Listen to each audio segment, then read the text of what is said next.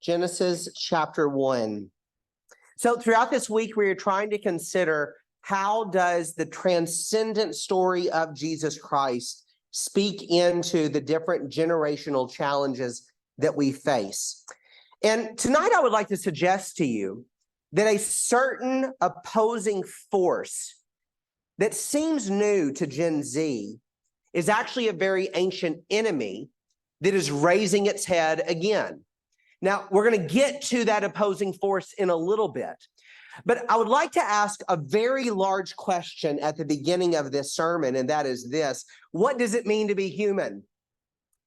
We need a very clear understanding of what it means to be human. And the problems that we're going to consider tonight, the Philistines that we're going to look at, the opposing adversaries we're going to consider, all revolve around this question of what it means to be human.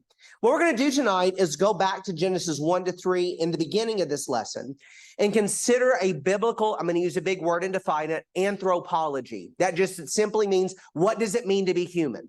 We need a clear, Jesus-driven anthropology. We need a clear understanding of what it means to be human. And we are going to let the Word of God speak to us what it means to be human. We're then going to try to understand, where has humanity gone awry?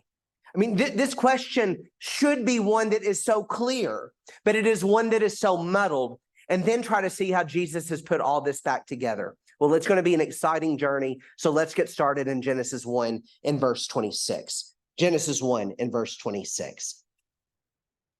Then God said, "Let us make humanity in our image, after our likeness, and let them have dominion over the fish of the sea, over the birds of the heaven, and over the livestock, and over all the earth and every creeping thing on the earth."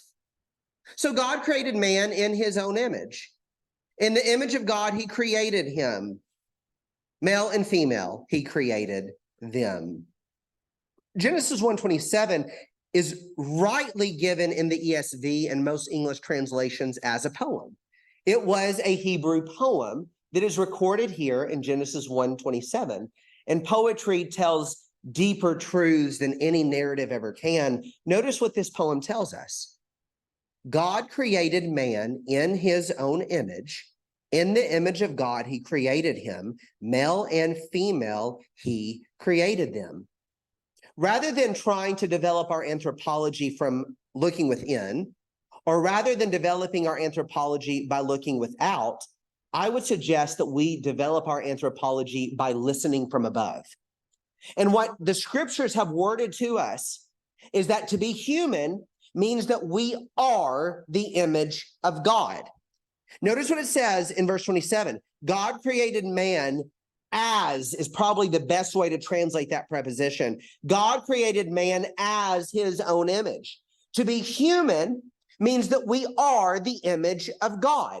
Now, this is where we could take a long side journey and look at this word image in Hebrew, and we would find some very surprising things. Do you want to guess how this word image is typically translated in the Old Testament? This word is typically translated as idol. Idol. You could equally translate Genesis 1:27 like this. So God created man as his idol. What? I thought the Bible was opposed to idolatry. How is humanity made to be the idol of God? Well, if you go over to Genesis 5 verse 1, Genesis 5 verse 1, I think this verse is helpful. Notice what this says in this genealogy. We typically have a habit of skipping genealogies in the Old Testament and in Matthew 1, Luke 3, but I actually really enjoy genealogies. Notice what you find. You find this great little nugget in Genesis 1. And then over in Genesis 5 verse 1, it tells us, this is the book of the generations of Adam. When God created man, he made him in the likeness of God. Male and female, he created them. He blessed them and named them man when they were created. When Adam had lived 130 years old, he fathered a son in his own likeness, after his own image, and he named him Seth. Do you notice that? Adam's son, Seth, was his idol. Adam's son Seth was made in his likeness. Adam's son Seth bore his image. What does that mean? That means that you can look at my twin boys and know that they are my children because they look just like me. They look just like me. There's no question they are made in my likeness. They bear my image. They are my children. Now, I'm going to say this just in passing, and I would love to have this conversation another time. I used this example back at Chicagoland FC camp this summer, and one mother came up to me who is an adoptive mother and said, Ryan, I understand the analogy, but what does that mean for adoption? I've not figured out the answer to that yet. It's a great question. It's a great question. I'd love any of your thoughts on that. It's one I've been thinking through for months, is how do we let adopted children know that they are the image of their parents? They bear the likeness of their parents. They are their children's parents. I'm not adopted and I'm not adopted. I've thought through this and researched this, but still haven't found a good way to express this and would love your help to think about that further. But let's go back to our main track for tonight. The question I asked at the beginning a few minutes ago is this: what does it mean to be human? Genesis tells us that to be human means to be the image of God. What an idol did in antiquity was to bear the resemblance of the deity it represented. Whenever you go into antiquity and you look at an idol of Baal or of Ashtaroth or any ancient idol, the idol bore the likeness of the God. And that is what humanity was meant to do. In the Garden of Eden, if you wanted to see the likeness of Yahweh, in the Garden of Eden, if you wanted to see the resemblance of Yahweh, in the Garden of Eden, if you wanted to see the nature of Yahweh, where should you look? Not to the trees, not to the plants. You look to humanity. Humanity was created to be the royal children of God. The image of God is not a possession that we keep. It's a relationship we have. That's what it meant originally to be crafted as the image of God. The image of God, again, is not an object to hold. It's not a possession to keep. It's a relationship to sustain. And for us, we are most human when we reflect our Creator. We are not created to be a bit higher than the monkeys. And we are not created merely to be a bit lower than the angels. But we are rather created to be the very likeness of our Creator on this earth. We have the highest view of humanity that one could offer. Because what is the view that I have of every single one of you? If you are a human, you were created as the likeness of your God. Your Creator has shown his very likeness in creation through you.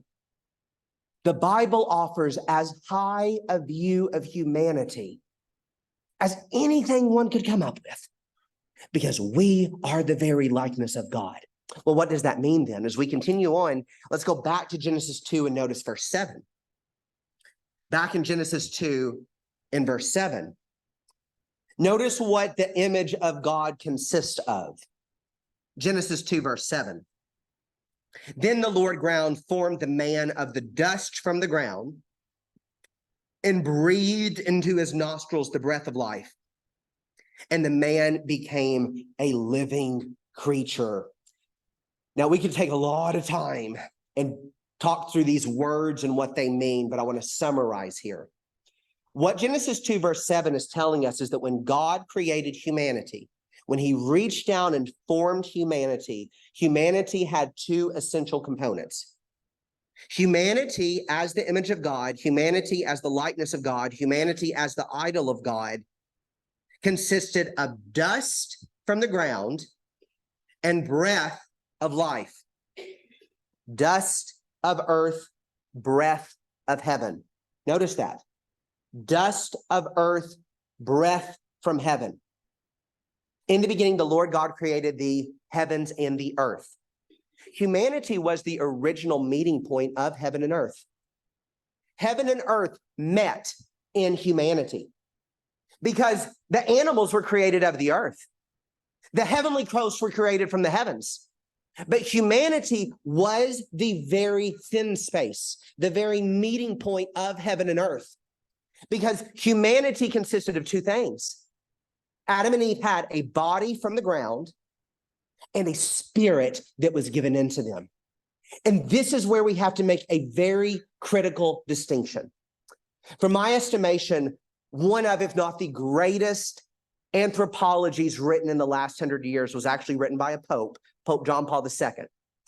In his great magnum opus on humanity, Pope John Paul II says this: through the ages, many philosophers have spoken of man as though he were divided into two distinct parts, soul and body. This isn't the biblical view, though. In Genesis, the fundamental division is not between body and soul, but between dust and life, between unformed matter and living beings. Do you notice this? The great union in Genesis 2 came between the union of body and breath. Humanity exists as the union of heaven and earth. Humanity exists as the union of heaven where God is and earth where the animals were. Humanity existed as the union of dust and breath, body and breath. This is what it meant to be human. And what the author of Genesis 2, Moses, is doing here is he's demonstrating that the real bifurcation, the real division, is not between soul and body, but the real division is between that which is living and that which is not living. So what does it mean to be human? To be human means that we are the children of God. We are the likeness of God. We bear the image of our God on this earth. We are the place where heaven and earth have come together. And what does that mean? We have a body and we have a breath. You are not a human on this earth if you only have a body. You are not a human on this earth if you only have a spirit. A human consists of the union of body and breath. And then we get to Genesis chapter 3, verse 5.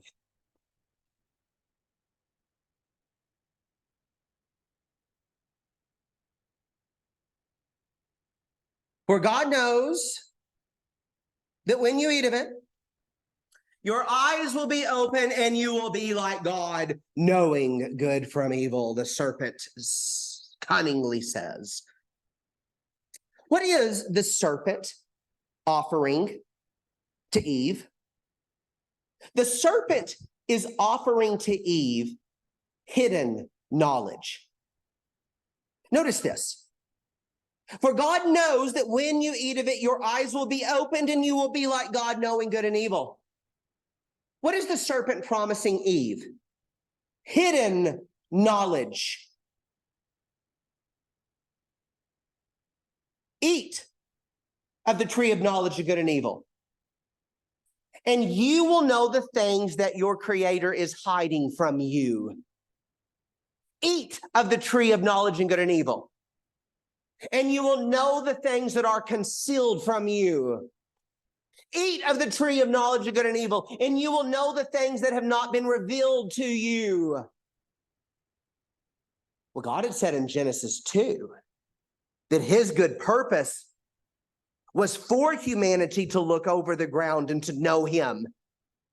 But now the serpent is promising a hidden form of knowledge to Eve.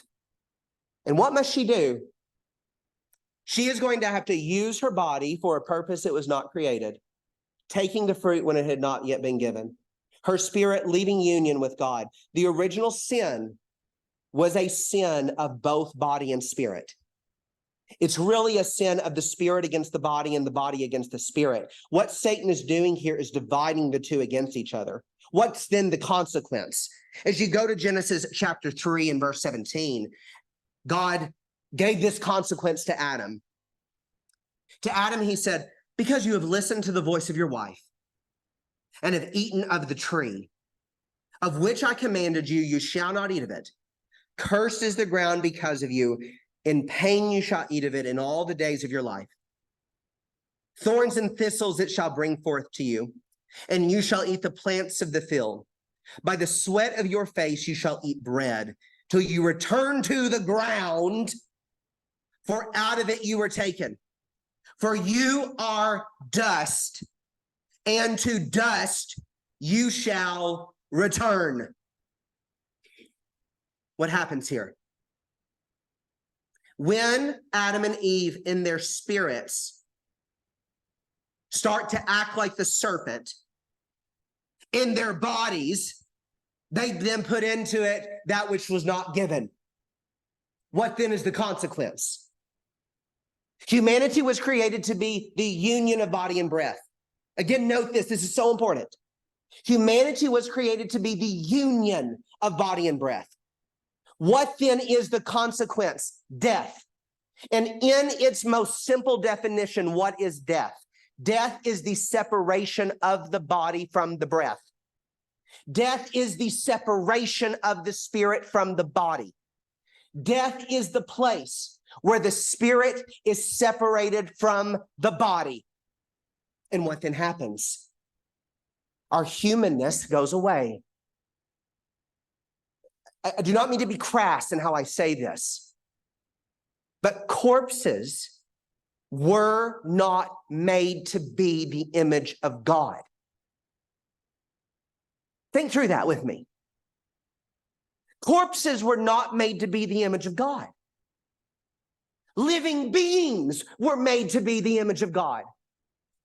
God, who his life created his image, his idol, to be living, his body in contact with the earth, his spirit in contact with heaven, union of the two. And what happened because of the transgression in Genesis 3? Death. And when death occurs, the body is separated from the spirit. The body goes back to the dust. The spirit returns to the heavens. At death, separation occurs. Well, then where would he go from here? How sad, how tragic if the Bible ended in Genesis 3, with death having the final say. But we know that all of the stories in the Bible lead to the same place. They lead right to Jesus. So let's talk about gospel. Let's talk about Jesus. Go over to Colossians chapter 1 with me, please. Colossians chapter 1.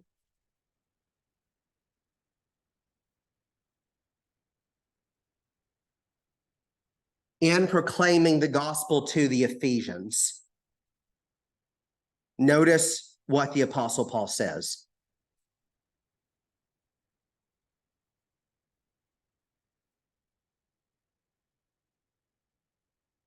He, that is Jesus. Jesus is the image of the invisible God, the firstborn of all creation. For by him all things were created, in heaven and on earth, visible and invisible, whether thrones or dominions, rulers or authorities. All things were created through him and for him. And he is before all things, and in him all things hold together. He is the head of the body, the church. He is the beginning, the firstborn from the dead, that in everything he might be preeminent. For in him the fullness of God was pleased to dwell or to tabernacle, and through him to reconcile to himself all things, whether on heaven or on earth, making peace by the blood of the cross. And you who were once alienated and hostile in mind, doing evil deeds, he has now reconciled. Notice this. Where? By his body, through his body, perhaps, Wayne, in his body of flesh, by his death, in order to present you holy and blameless and above reproach before him.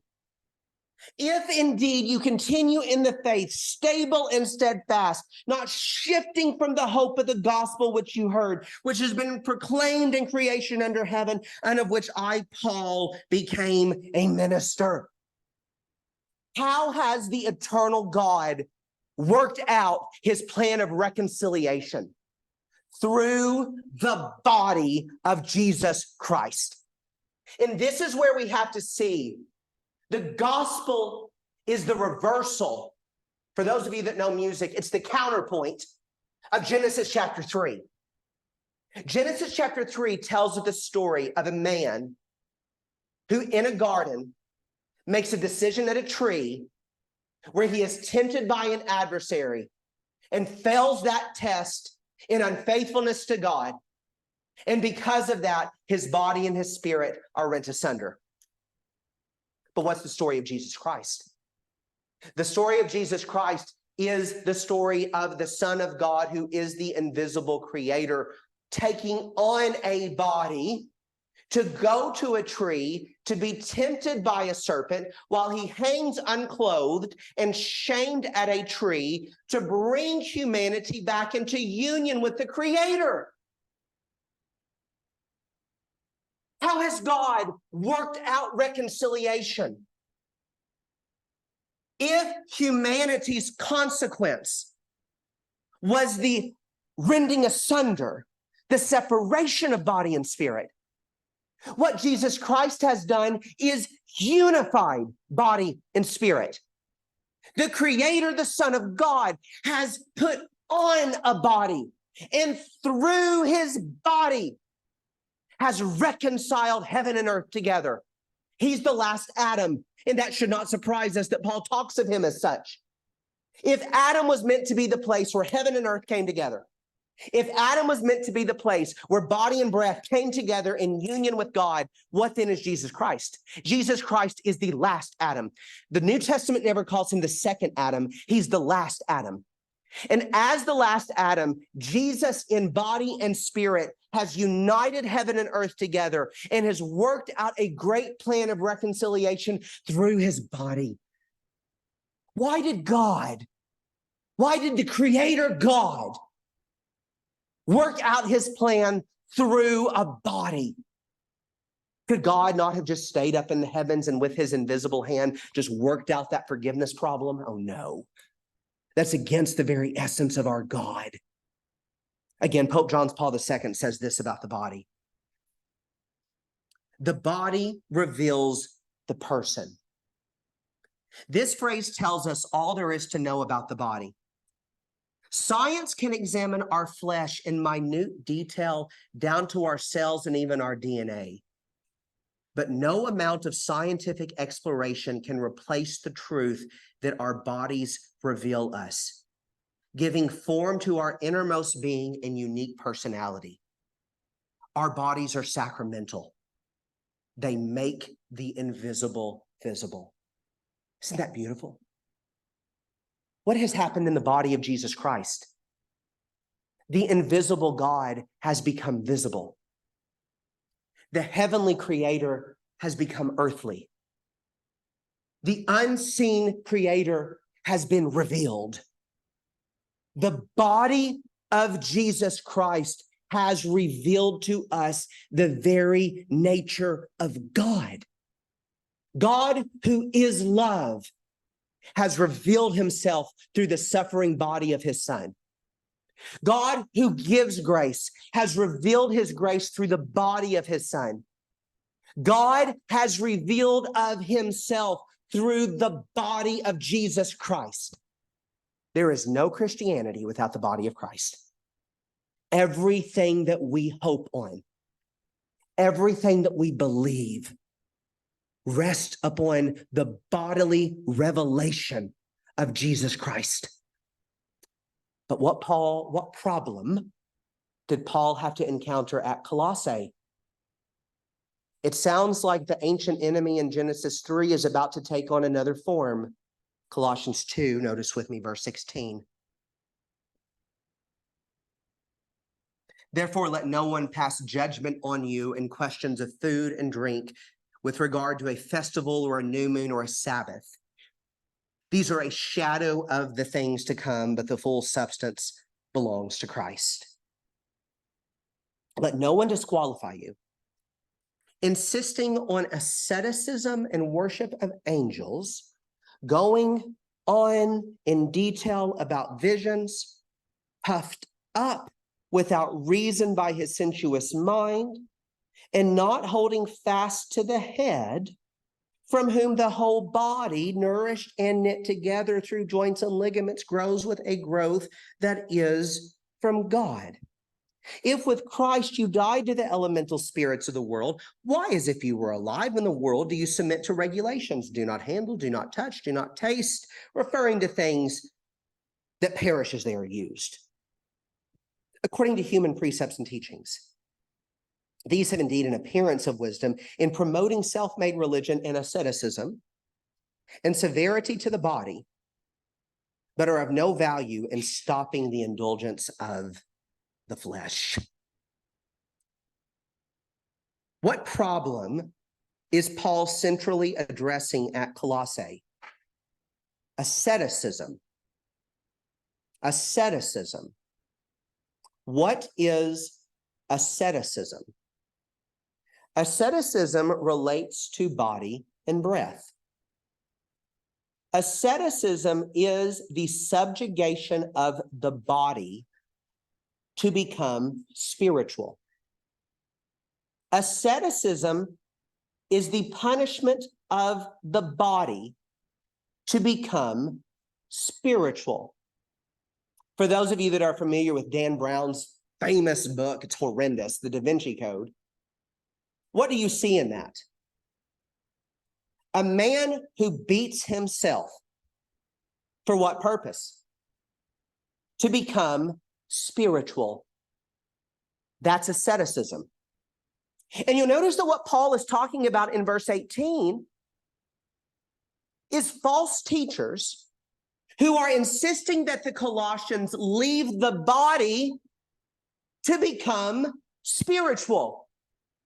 What does he warn about in Colossians 2, verse 18? Let no one disqualify you, insisting on asceticism and worship of angels, going on in details about visions, puffed up without reason by his sensuous mind.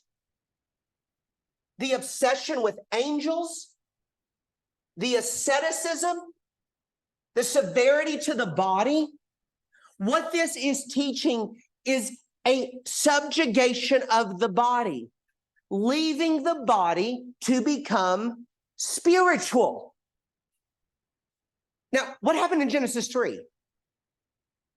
The serpent promised Eve,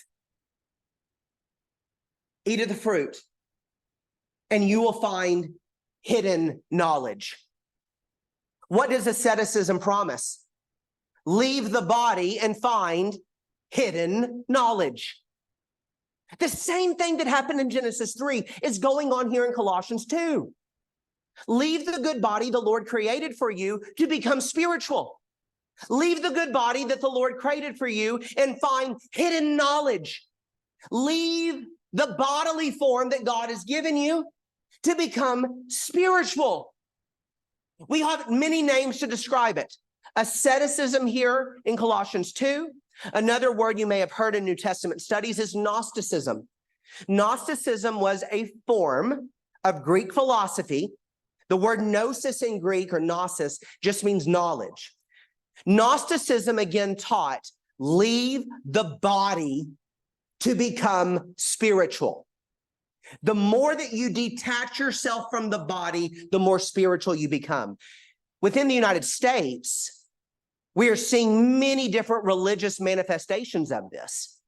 Outside of Christianity, most New Age or Eastern religions are based upon a worldview of Gnosticism. Leave the body to become spiritual.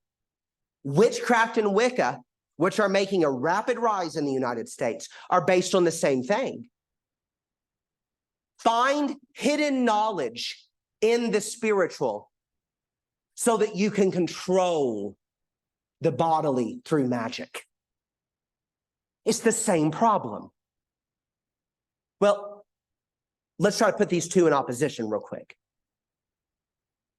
The first Adam and the last Adam tell the story of unity of body and breath, of heaven and earth, of dust and spirit coming together for the union of creature and creator.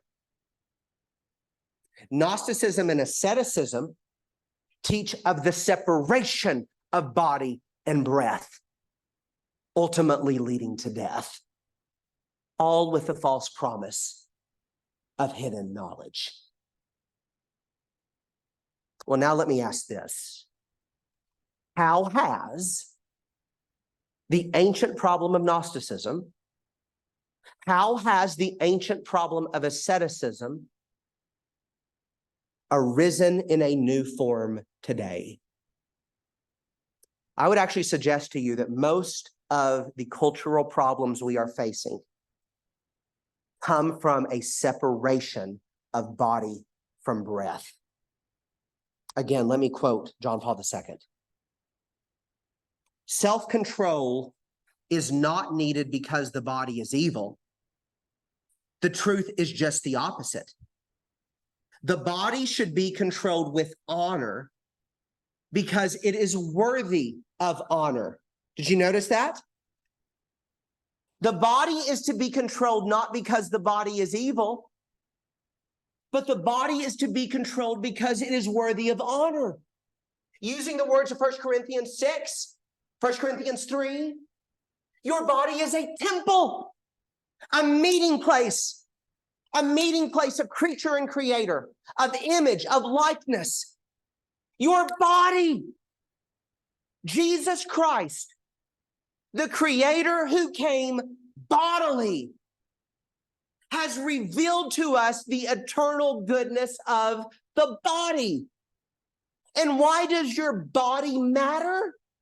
Because the Creator has revealed in the body of Jesus the invisible truths that love and grace and justice found in the invisible essence of God have been revealed in the body of Jesus Christ. And our bodies are to be honored again, not because they are evil, but because they are due honor. But before I move forward, I want to ask, how have Christians done proclaiming this story? And I'm going to be quite candid here. Horrible. Horrible. It still boggles my mind. But the angriest, and I mean the angriest, my members at Manslick ever were at me was when I taught on bodily resurrection. I'm not talking about just, oh, I've never heard that before. I'm talking angry. Now, speaking to their character, these members in love, with some frustration, sat down and studied and interchanged and talked through it and showed humble attitudes. And we've had a great many conversations about it. When you disagree on something, you don't just jump ship. You have good attitudes and you talk through it. But that first Wednesday night that I taught bodily resurrection, whoo, you talk about some flames a burning in the Bible class. One dear sister came up to me the next day. I mean, she couldn't sleep. She was so upset. She said, Ryan, I thought that like when Jesus went back to heaven, I don't know, like he just left his body in the clouds or something because flesh and blood can't inherit the kingdom of God. Yes, Paul does say that, but what he means by that is that flesh and blood, which are descriptors in the book of Isaiah of the present world order, cannot inherit the heavenly. That's not saying that the body is bad. And to talk about an activity that belongs in marital love, adults have ears to hear. How have followers of Jesus in the United States typically done talking about this? We resemble far more the Victorians than we do Jesus when we talk about this. The body is not evil. The body is good. The body is holy. The body is so good that the eternal Creator has revealed himself to us through a body. How much better can that get? But what now has happened in Western culture? Here's what's happened to me. 6 years ago, I had a family at Manslick come to me, and they were very upset because their daughter, who is a grown adult at this point, wanted to become their son. When they first wanted to talk to me about this,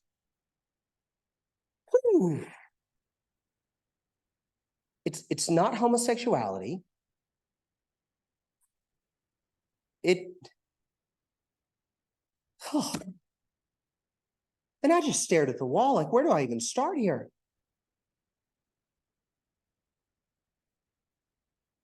This is where we start. Why has transgenderism arisen in the United States? Transgenderism is 21st century Gnosticism.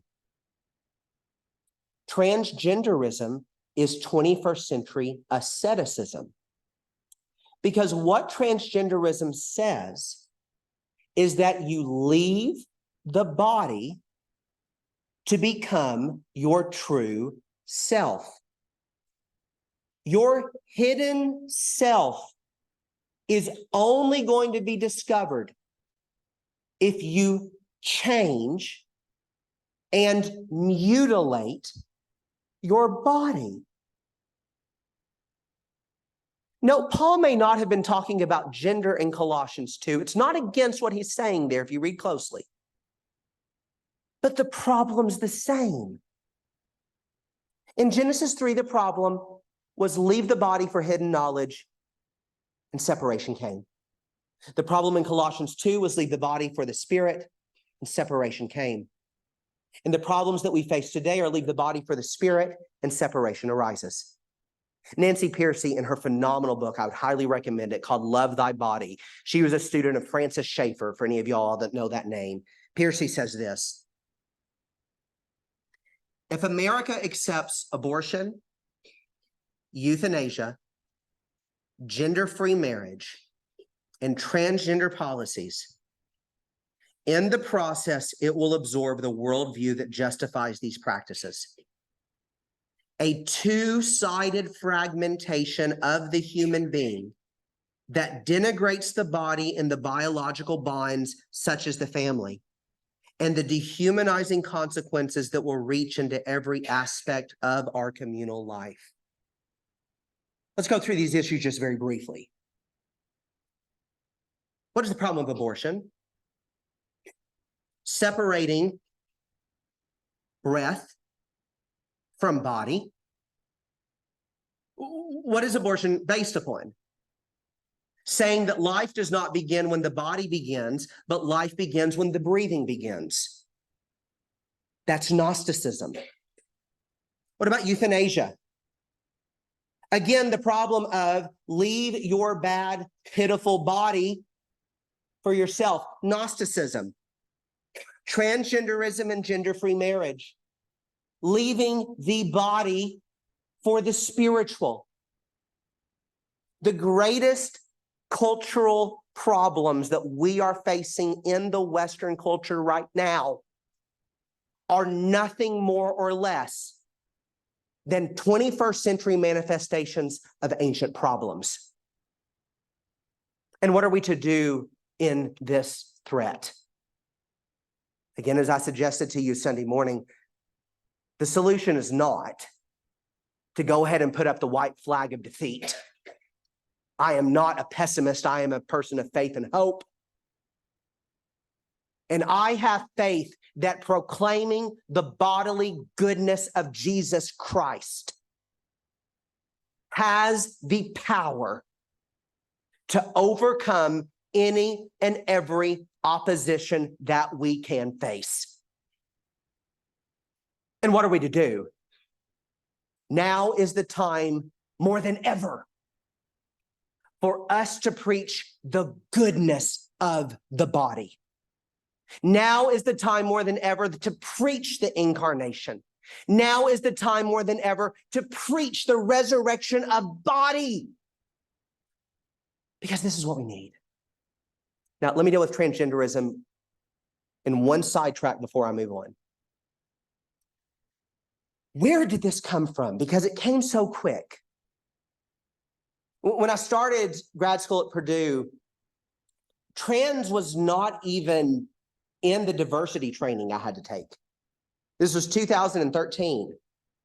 I had to go through diversity training, like I'm sure most of you that work at UK probably have to go through every year. Transgenderism was not even in those conversations that I had to have in diversity training. It's come about very, very quickly. And this has been an enigma to me for a long time, and I don't think I have the final answer, but I would like to offer a suggestion here.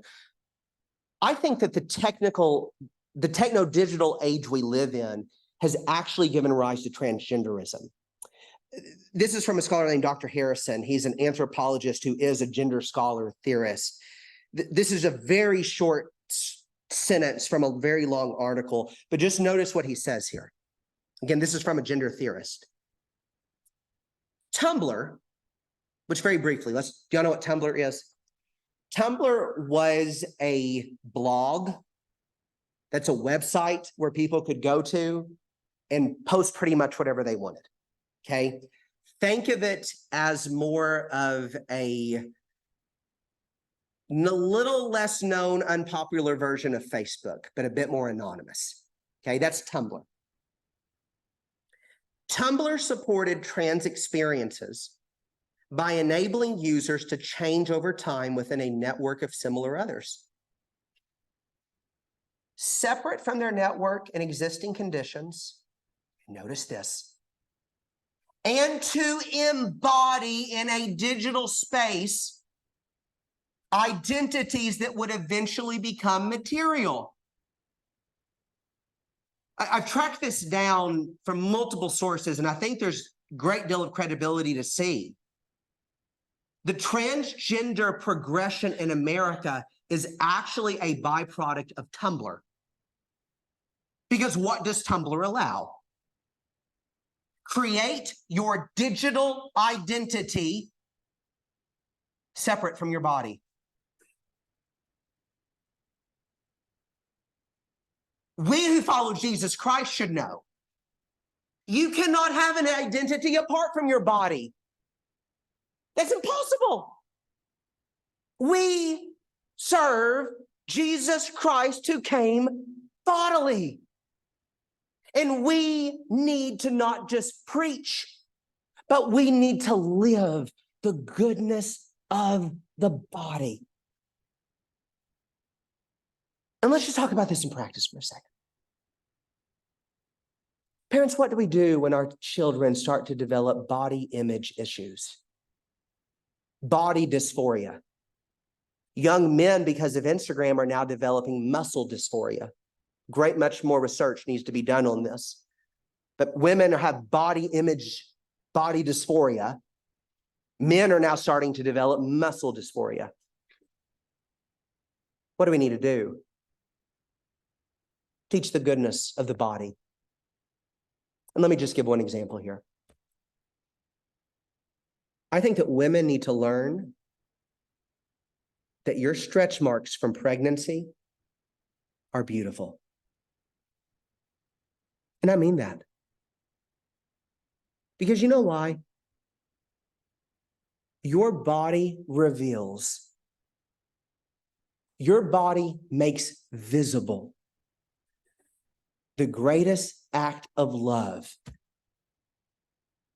There's no greater gift in this world than that of new life. And a great many women, and perhaps even a great many Christian women, try creams and even surgery trying to remove them. Women, your body reveals the greatest gift this side of heaven. Your body reveals the love of a mother for her child. Those are beautiful. The question we need to ask is not, how do we escape our body to become spiritual? The question we need to be asking is, what does our body make visible? Teen guys, If you're wanting to become muscular, why? Teen girls, if you're wanting to look like a Victoria's Secret model, why? Your body makes something visible. Your body makes you visible. Your body is a gift. And what I reveal through my body is a gift. What you reveal through your body is a gift. Know who you are. Know that you are the image of your heavenly Father. You are the place where heaven and earth has come together. And the Son of God has taken on the form of a body to redeem us. That is the best news of all. Let's close by reading from 1 Corinthians chapter 15. 1 Corinthians chapter 15. Nobody get mad when I read this, please. 1 Corinthians 15, verse 42.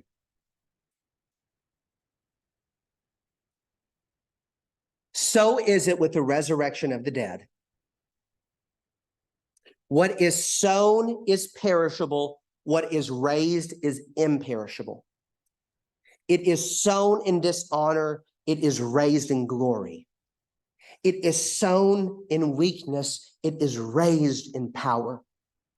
It is sown in a natural body. It is raised in a spiritual body. If there is a natural body, there is a spiritual body.